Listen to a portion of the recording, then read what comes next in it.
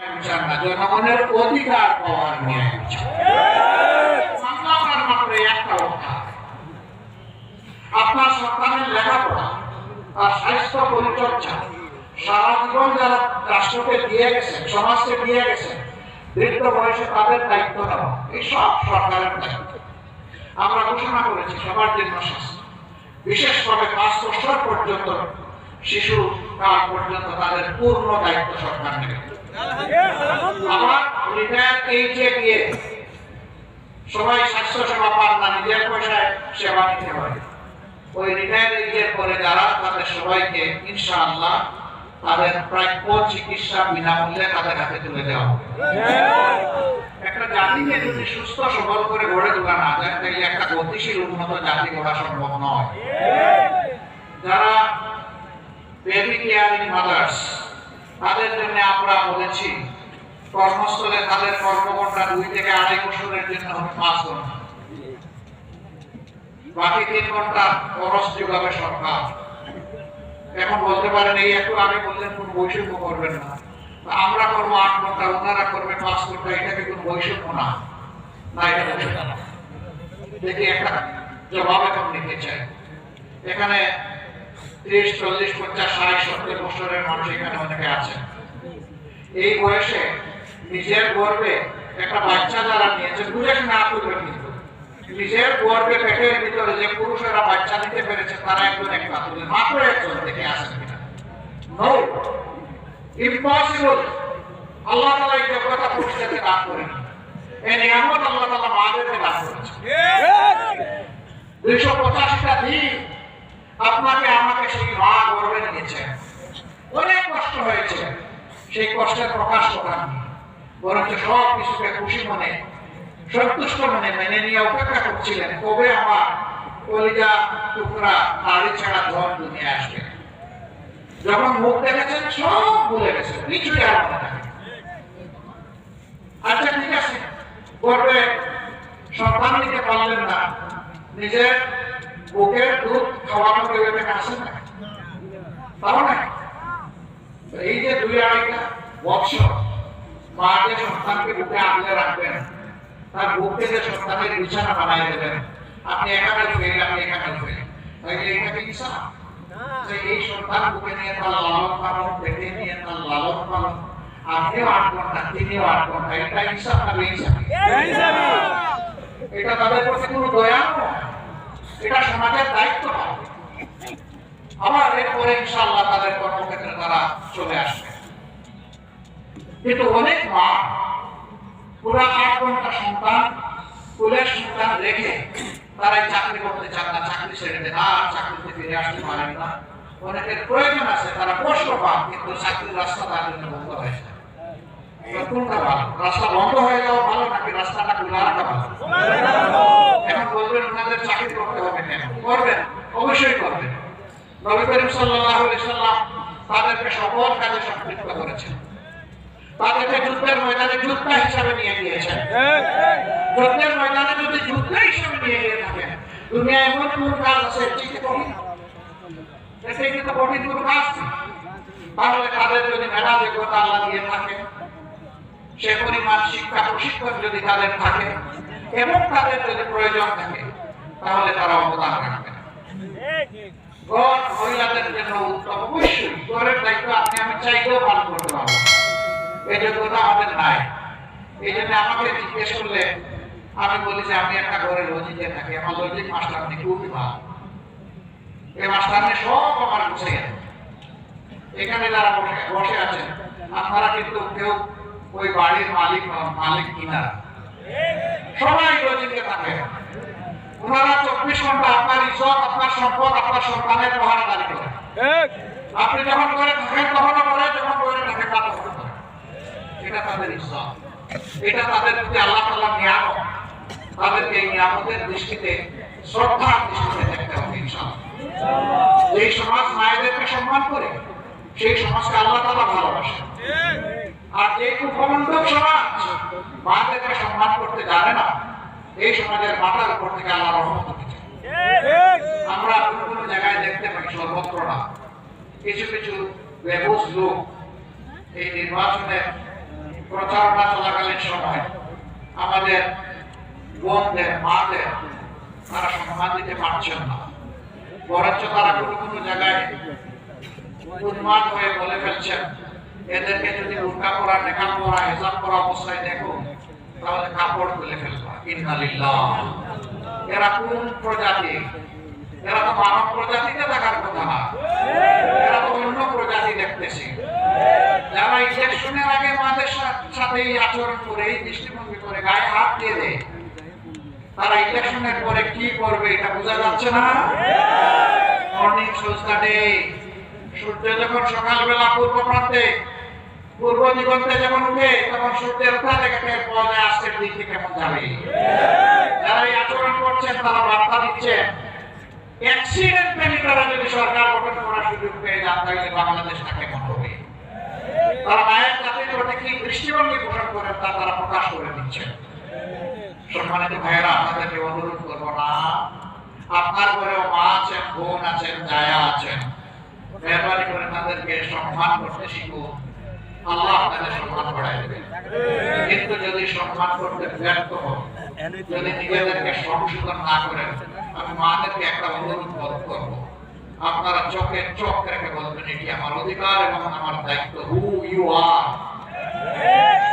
তুমি কে আমাকে এটা বলা, আমাকে বাধা দেওয়া। অনেক জায়গায় হুমকি দেওয়া হচ্ছে ভোটের দিন মারা যেন ভোট কেন্দ্রে না যায়, এটাও জবাব দিয়ে দিবেন। আপনারা বীরদের জন্মদাতা মা, যে মারা আপনার পাপকে জন্ম দিয়েছেন, মুসলমান শরীফকে জন্ম দিয়েছেন, যেই মারা আবু সাইদ জন্ম দিয়েছেন, এই মারা কারো কাছে হার মানবে না ইনশাআল্লাহ। এরপরের কথা, কেউ যদি সংশোধন না হয় আর এই অপকর্ম অব্যাহত রাখেন, আমরা মায়ের সন্তানেরা গালে হাত দিয়ে বসে থাকবো। তবে আমরা ওই পর্যায়ে যেতে চাই না। আমরা চাই গণতান্ত্রিক পদ্ধতির প্রতি নিয়ম কানুন মেনে সবাই নিজেরটা করবেন, অন্যকে সম্মান করবেন। আমরা সম্মান করার পক্ষে, আমরা কারো কোথাও বাধা দিচ্ছি না, দিব না। আমরা জনগণের উপর আস্থা রাখি, পূর্ণ আস্থা রাখি। ভুক্তভোগী মুসলিম জনগণ ইনশাআল্লাহ আগামী 12 তারিখ সঠিক সিদ্ধান্ত নেবে। একটি সিদ্ধান্ত পুরানো বন্দোবস্ত, পচা বন্দোবস্তকে পরিবর্তন করে একটি সাহিত্য ইনসাফের মানবিক বাংলাদেশ গড়া, দুর্নীতিমুক্ত বাংলাদেশ গড়ার অঙ্গীকার। এটি হচ্ছে সংস্কারের প্রস্তাব, গণভোট। সেই গণভোটে প্রথম ভোট ইনশাআল্লাহ তাআলা যে হাতে পড়বে ইনশাআল্লাহ। যারা হাতে ভোট দিবেন বুঝে যাবে তারা পরিবর্তনের বাংলাদেশ চান, বস্তা পচা সিস্টেম আর তারা চান না। আর যারা হাতে ভোট দিবেন তারা প্রমাণ করবে যে আবার বাংলাদেশে তারা ফেসিবাদ কায়েম করতে চায়। 2 নম্বর ভোটটি, আমরা একা বাংলাদেশ জামাত ইসলামী নির্বাচনে আসিনি, আমরা একটা পক্ষবদ্ধ বাংলাদেশ চাই। সকল ধর্ম, সকল মত, সকল বর্ণ, দেশে বিদ্যমান সকল মানুষকে নিয়ে আমরা ঐক্যবদ্ধভাবে আগাতে চাই। এই জন্য 11টা দল আমরা একত্রিত হয়েছি। এই 11 দলের মার্কা তাকে যেখানে তুলে দেওয়া হবে, আমরা সকলে ইনশাআল্লাহ তার জন্য কাজ করব। এখানে আমাদের নুরুজ্জামান বাহাদুর, না মনিরুজ্জামান বাহাদুর, আলহামদুলিল্লাহ, ওনাকে আমরা ওনার হাতে ইনসাফের প্রতীক দাঁড়িপাল্লা তুলে দিচ্ছি।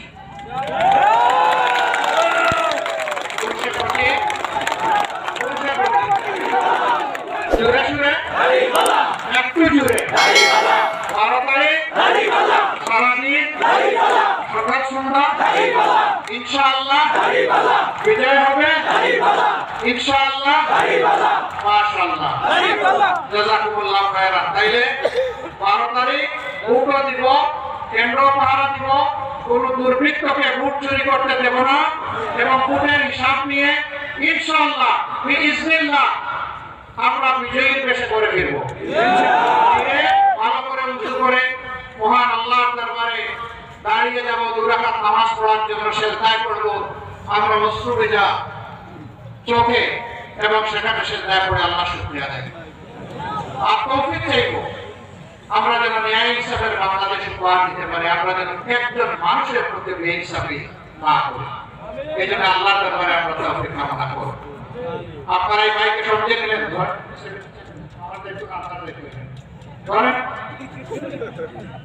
এই ভাইয়ের সাথে আছেন আপনারা? চোখ রাখবেন। আল্লাহর ইচ্ছায় তিনি নির্বাচিত হলে বামে কিংবা ডানে কোন দিকে হলে না সিরাতুল মুস্তাকিম সোজা দিকে যদি চলে তাইলে বামে বাম দিয়ে সোজা করে দেবেন। এইটাই হবে তাকে সাহায্য করা। সবাইকে ধন্যবাদ। লিল্লাহি তাকবীর, লিল্লাহি তাকবীর, ইনকিলাব ইনকিলাব, জিন্দাবাদ জিন্দাবাদ, ইনকিলাব জিন্দাবাদ। আসসালামু আলাইকুম ওয়া রাহমাতুল্লাহ।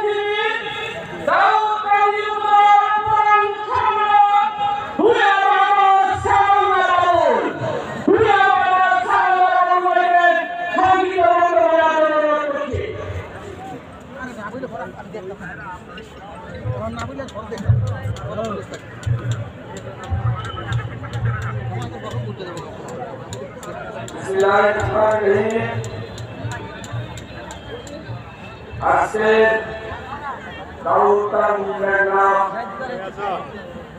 কুমিল্লা 1 আসনে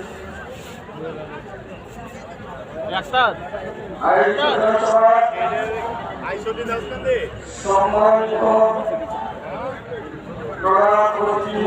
মহিলা আক্তার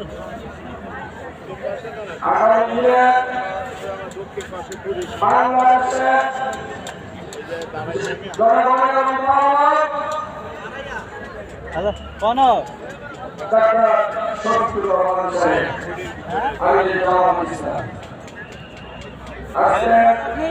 মাছ বড় বিলাই আমরা ফ্যান্ডেলের মাছ হ্যাঁ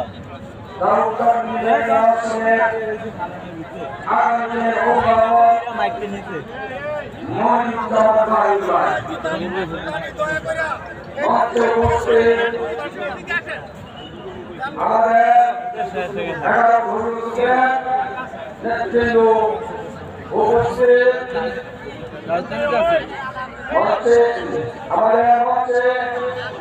জামাতের ইয়া আমি